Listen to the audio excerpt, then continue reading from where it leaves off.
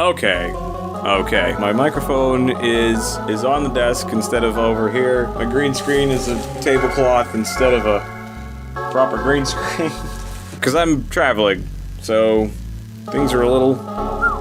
So I've come to realize that this is not me turning Beetlejuice into a dramatic version of the Beetlejuice movie.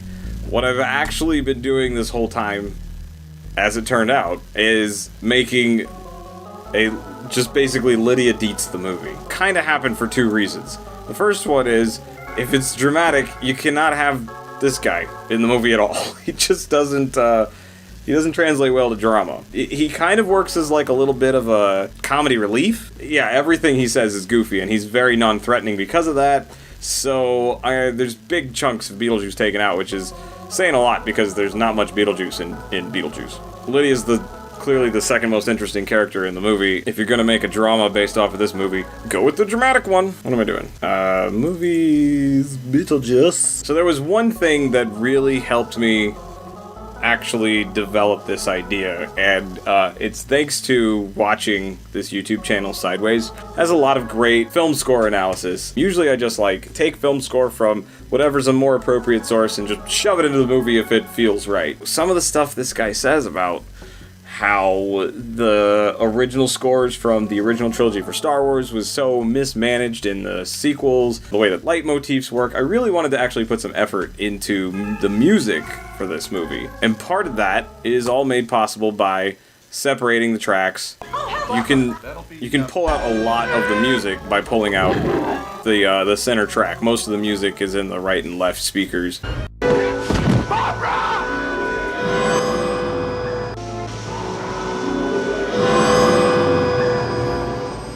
You get all the music, but none of the dialogue. I've been working a lot on taking all of the soundtrack out of the movie, which seems like sacrilege because the soundtrack for Beetlejuice is so iconic. It's so very Danny Elfman. I've been replacing it with the soundtrack for Dolores Claiborne. Dolores Claiborne is a very depressing drama that still had some very Danny Elfman-esque music in it. So whenever I need music, I just go into this this video file I created that's just every track from Dolores Claiborne, and then I can come in here and look for big loud parts,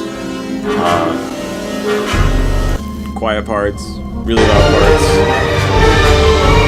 Since I have some familiarity with the movie, I know kind of what the structure of the scenes are, and I know scenes that will kind of translate to pretty well. Beetlejuice, the bio-exorcist. Troubled by the living, is death the problem and not the solution? Unhappy with eternity, having difficulty? All of that really kitschy violin stuff had to go. It's very lighthearted. It kind of brings the mood up a bit. This is Danny Elfman's Dolores Claiborne's.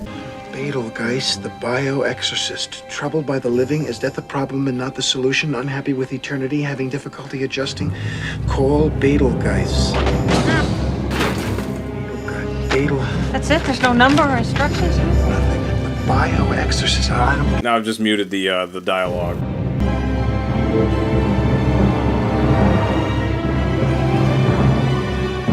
It's still very Danny Elfman, so I wanted to maintain that feel. It's just not the very goofy, lighthearted version of Danny Elfman's music. But getting back to Lydia, there's this part where Lydia goes into the attic, and the music in this is unique among the rest of the score. If you're really familiar with the movie, then you already know what I'm talking about, but I'll play you a clip here.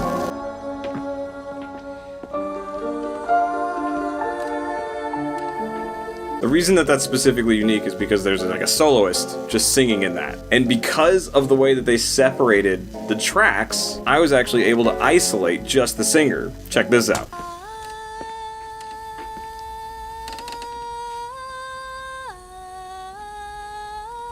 And then by isolating the singer, I was able to get the rest of the music without the singer.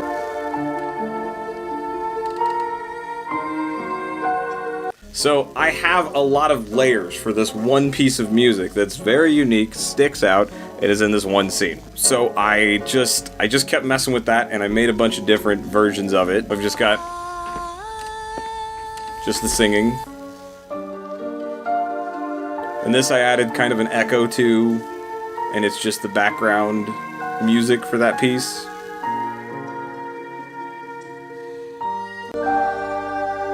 And then this one's everything together. So I'm using that throughout the movie as Lydia's theme. So for instance, in the scene where the Dietzes move in, which I've already showed you some of that, and it already had the Dolores Claiborne music in there, so you can kind of hear it here.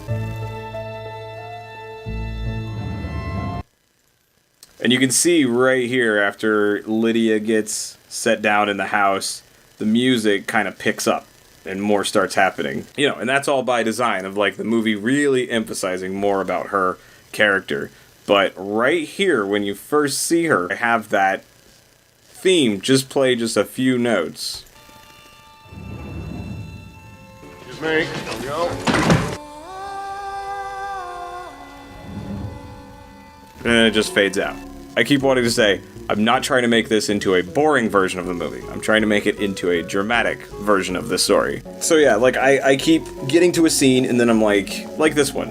It's not a big comedy rompous scene, but it's got jokes in it, it's comedic, and it also is just, you know, further establishing characters and moving the plot along. When I'm trying to figure out how to like cut that down into something that's just more congruent with the whole dramatic feel of the movie, I don't want to just, you know, just go in there and just cut jokes out and then it's just not a not funny scene. So the new direction is, how do I make this scene where the focus is more on Lydia? That kind of guides me through making the scenes more interesting rather than less interesting. The scene ends with Delia saying that, you know, they're gonna renovate the whole house and take out whatever's in the attic, and then it pans over to the Maitlands. If you want to make the story about a certain character, to kind of bookend the shots with that character. So I just took that shot of that pans over to the Maitlands and I reversed it. Now the shot pans over to her and she kind of opens her eyes. It brings your attention more to her throughout the scene, and then I cut the whole thing up. Oh, I'm only truly happy when I'm sculpting. That's a very good idea. That'll be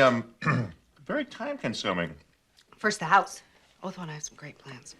I think we should keep it the way it is. Good idea.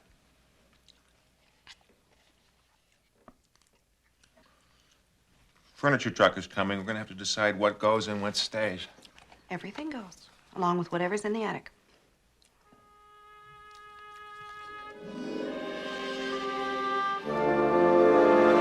All those little glances where nobody's talking, can all be very helpful for recutting a scene.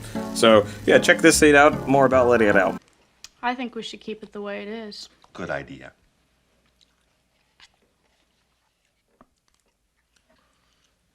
Furniture truck is coming. We're gonna have to decide what goes and what stays. Everything goes, along with whatever's in the attic. As soon as we get settled, we'll build you a dark room in the basement, okay? My whole life is a dark room. One big, dark room. So you were miserable in New York City, and now you're going to be miserable out here in the sticks. At least someone's life hasn't been upheaved.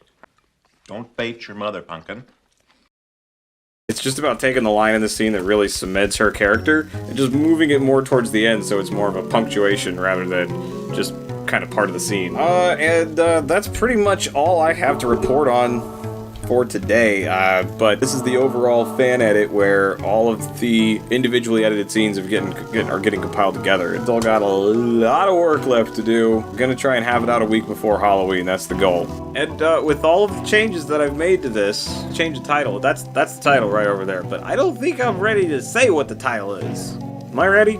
No, I'm not ready. But we'll get there. Don't be holding your breath for a dramatic retelling of Beetlejuice. This is Lydia, the movie. So keep an eye out. Thank you for tuning in and for not making fun of my tour guide hat. Oh, I should mention, if anybody's paying attention, my other channel, Jabberwatchy, I've started uploading there again. So I have a 15-minute retrospective on all of the Child's Play movies. I don't know, link in the description, go check that out. I got nothing else to say, except that my microphone's not attached to the desk because everything in my life is a mess right now. Like, comment, subscribe, and share, and tell your favorite distant relative that they should watch my stuff.